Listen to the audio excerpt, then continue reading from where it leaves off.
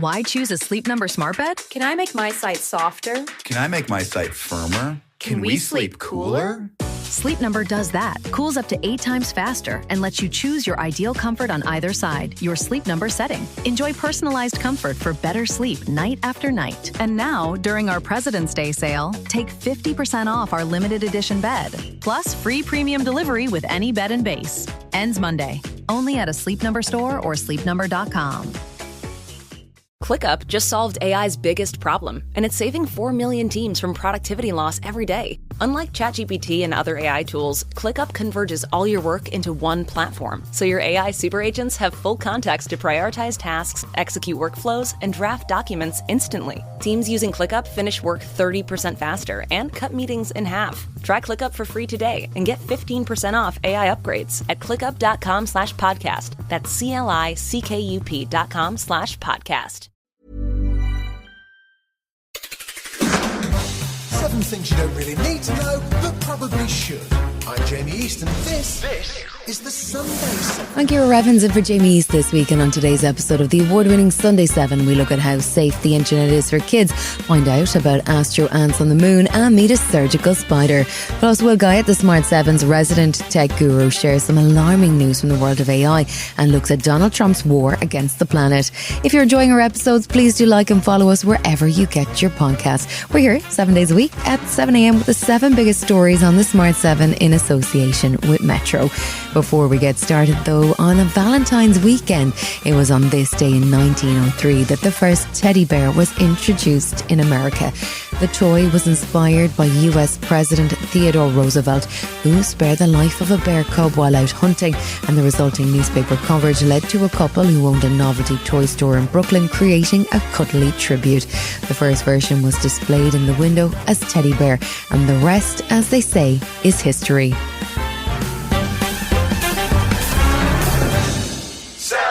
This week saw the world mark Safer Internet Day on Tuesday, but on today's Sunday 7, we're asking just how safe the internet is, particularly when it comes to kids.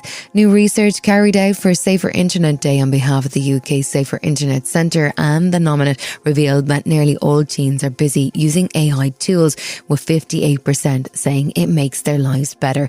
However, 60% of them are worried about AI tools like X's Grok being used to make inappropriate pictures of them.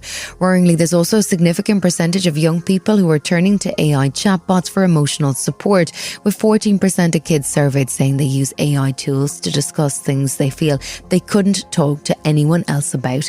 Dr. Elly Hanson is a clinical psychologist and researcher, and she says it's concerning that 86% of those who use the chatbots say they've acted on the advice they've received. Well, on the one hand, it can offer useful information and insights, but let's always hold on to the truth that if you have an AI chatbot friend, that is the same as having a friend that never thinks or cares about you. The growing use of AI amongst young people does raise safety concerns as the models gain access to all of the data that teens are giving them with no real controls. The UK is in the middle of a process designed to gather information on whether or not social media ban for teens would make sense, but it's not clear whether AI tools will be included in any potential ban.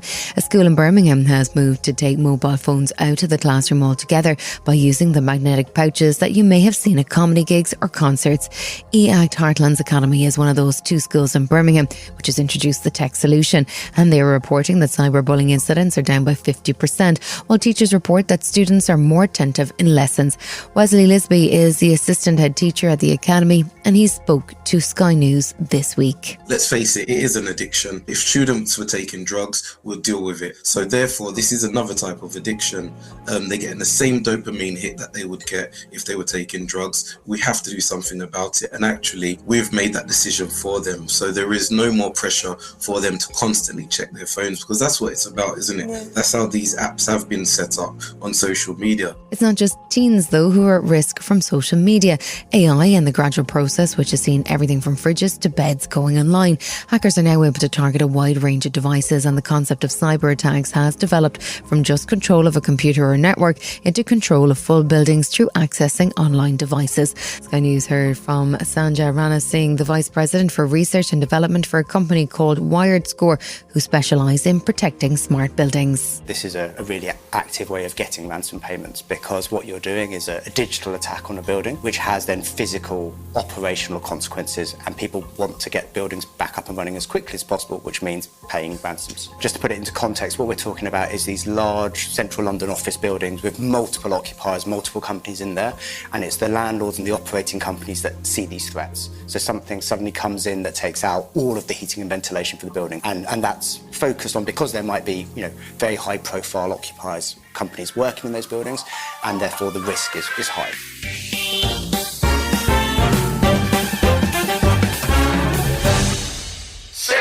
This week has seen some startling news stories about the speed of development in AI, a new plan from Elon involving a space catapult, and Donald Trump dismantling America's rules on climate change. All of that can only mean one thing. It's time to catch up on the biggest stories in tech with the Smart 7's tech guru, Will Guyatt. So, Will, this week has seen resignations from two AI companies, OpenAI, who are behind ChatGPT, and Anthropic, who have Claude as their primary tool. What's going on? There's been a load going on this week. We've had the people leading Musk's XAI, who create Grok, walking out, and a viral blog from a respected voice in AI hitting 60 million views because he believes AI is going to be more disruptive than COVID within months.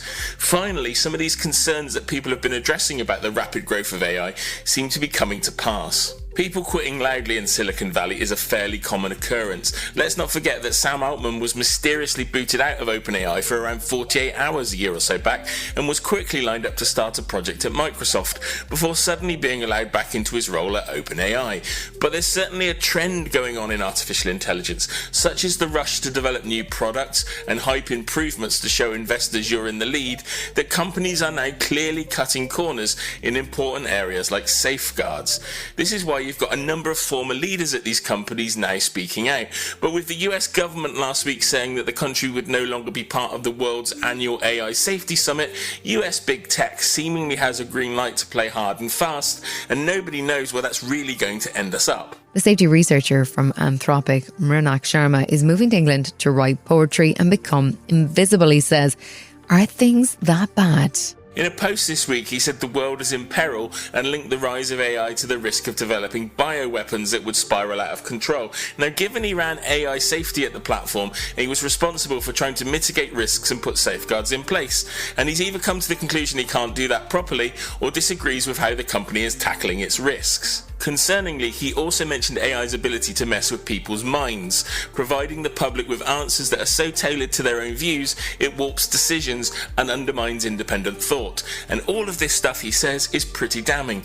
But the biggest question for me, why does he think England's going to be any safer or different in the AI revolution? And OpenAI are integrating ads into chatbots. Does this mean Instagram's influencers are at risk of being replaced? Running these big AI services cost a load of somebody else's money, so ChatGPT are the first company to start rolling out ads on their service. And it's hard to know exactly how this is going to work, but big budget adverts at the Super Bowl last weekend from the creators of rival Claude suggested you might be asking an unnamed chatbot for business advice, and then it would start hard selling you some kind of massive loan. The boss of OpenAI, Sam Altman, took to X and said that the ads were funny but deceptive and misrepresented how ads would work on ChatGPT. He then promised they would be labelled as adverts and separate from answers, but for how long? Is it going to start offering me fantastic cleaning hacks and health drinks next? There's some alarming stories about how ads are targeted at kids on social media, though. What are they seeing? It's hard to claim big tech is trying to do the right thing for young people on the internet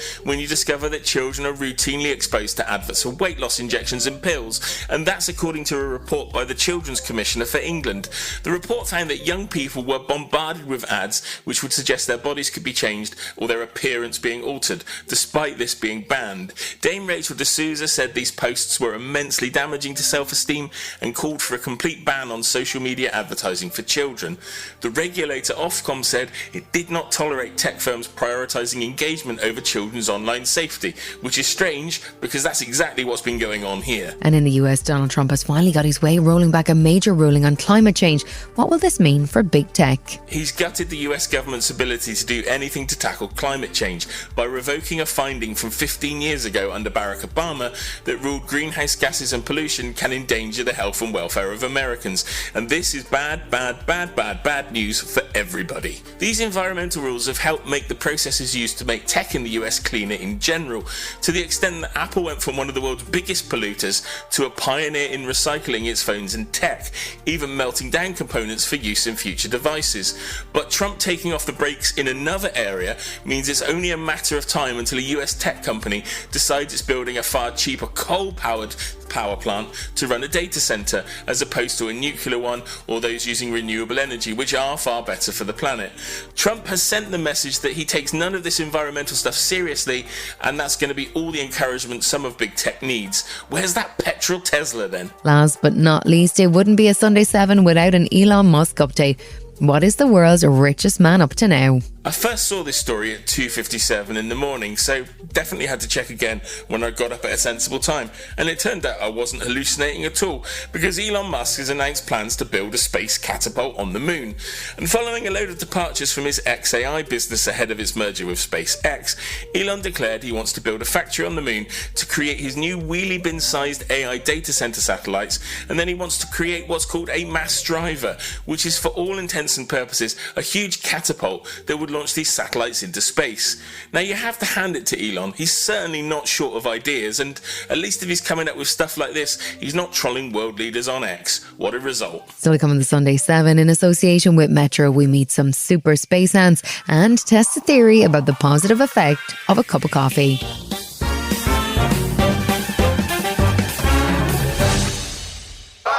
While we wait for NASA to finish preparing Artemis 2 for launch, there's an interesting new documentary on the way which tracks fascinating space experiment that involved putting ants on the moon.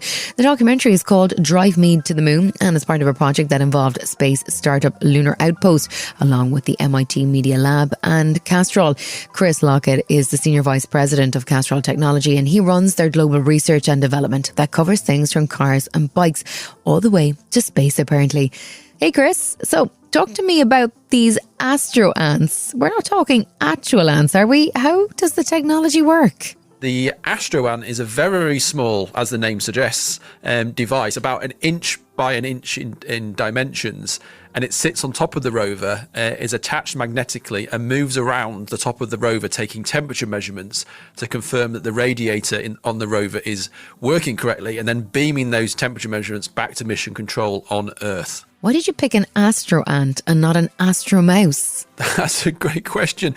Astro ant, because really, if you think about the way that ants behave, they often operate in swarms, hundreds and hundreds of them, and that is the vision for the astro ant, working together on the exterior surfaces of rovers, but in the future potentially spacecraft, moving around, taking measurements, which means that little astro ants can move around taking measurements, and that prevents the need for astronauts to go out and do those types of measurements as well. So it's really kind of, imagine swarms of ants moving on the surface of spacecraft as they travel through space taking measurements. With NASA's Artemis project, the intention is to see astronauts back on the moon. But how far are we from people actually living on the moon or some kind of moon base set up? Yeah, so what the documentary covers is that mission to the lunar South Pole. And the reason why that particular part of the moon is of interest is it is potentially a location where astronauts could be based.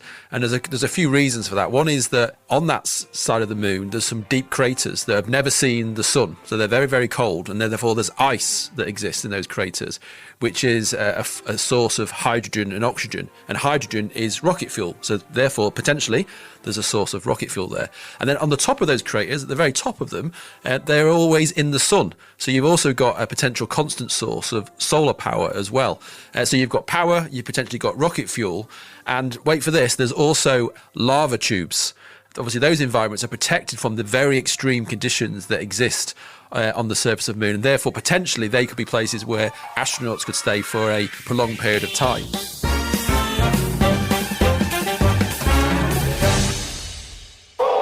A new study this week suggests that caffeine can have a positive long-term effect in reducing your risk of developing dementia.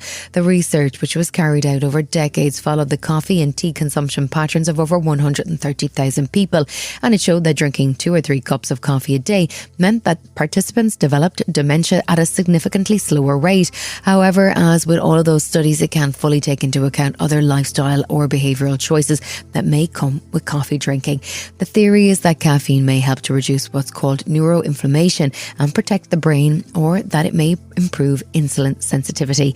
We've seen many of these types of surveys over the years recommending coffee or red wine, which are often swiftly followed by another study that seems to say the opposite.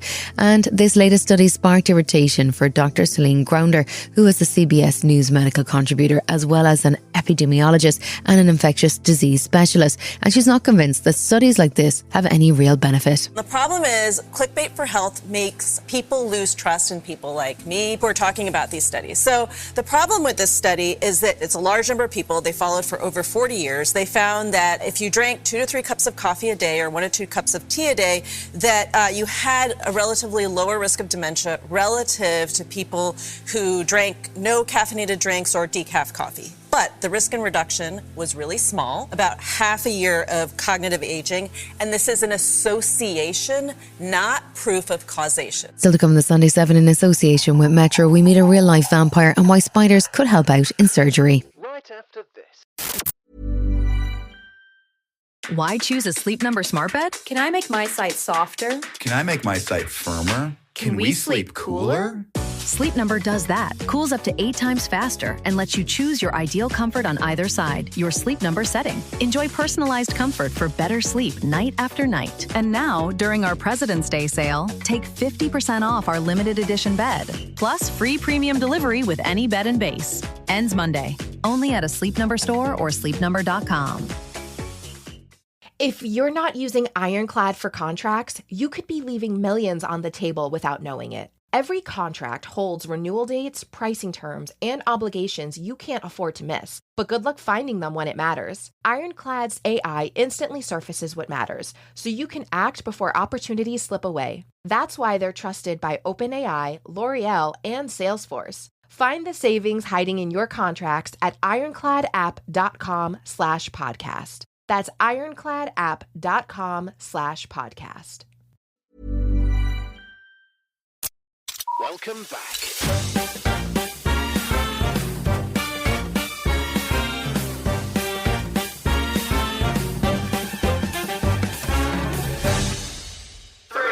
We've all heard the tales of vampires, werewolves and things that go bump in the night, but an excavation in Croatia has thrown new light on the vampire myth.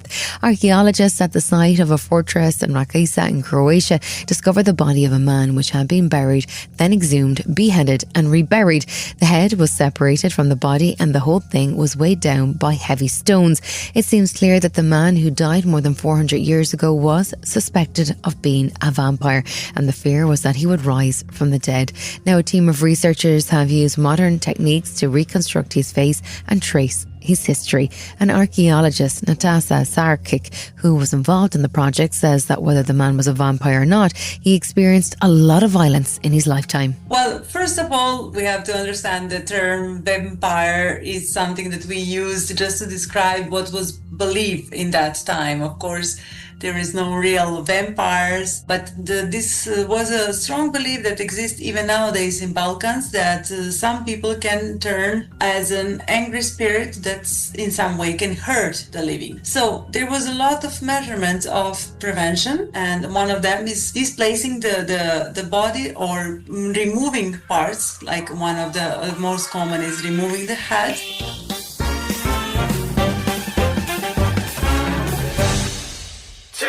You may have strong feelings about spiders, and if you do, you may not enjoy this story, but there's a fascinating medical breakthrough that revolves around spiders' webs.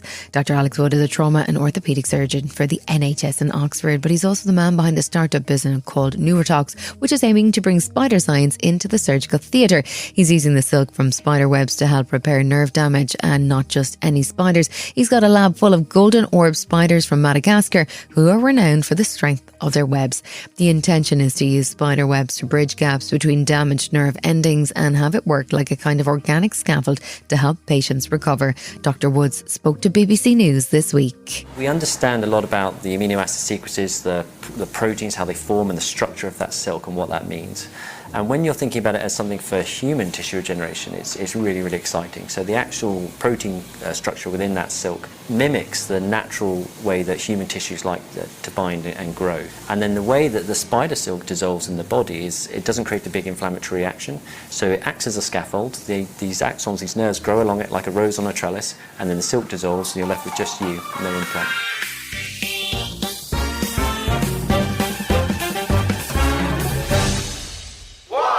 Hello? Hello? Hello?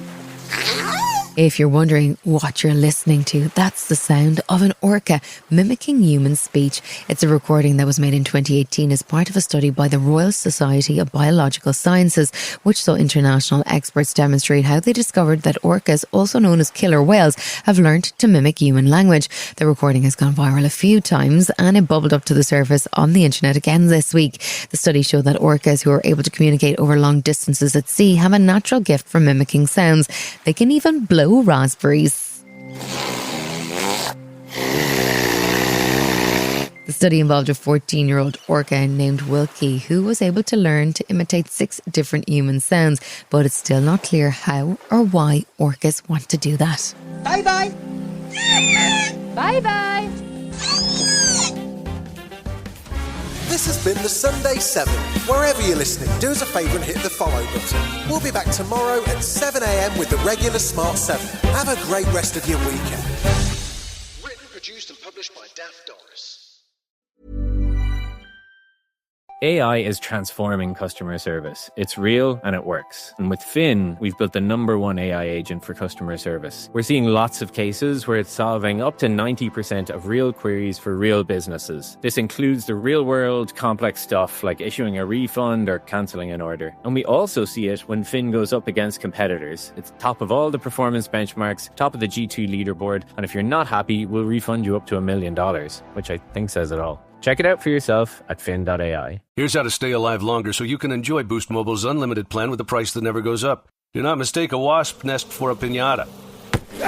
Stay alive and switch now at Boost Mobile. After 30 gigs, customers may experience slower speeds. Customers will pay $25 a month as long as they remain active on the Boost Mobile unlimited plan.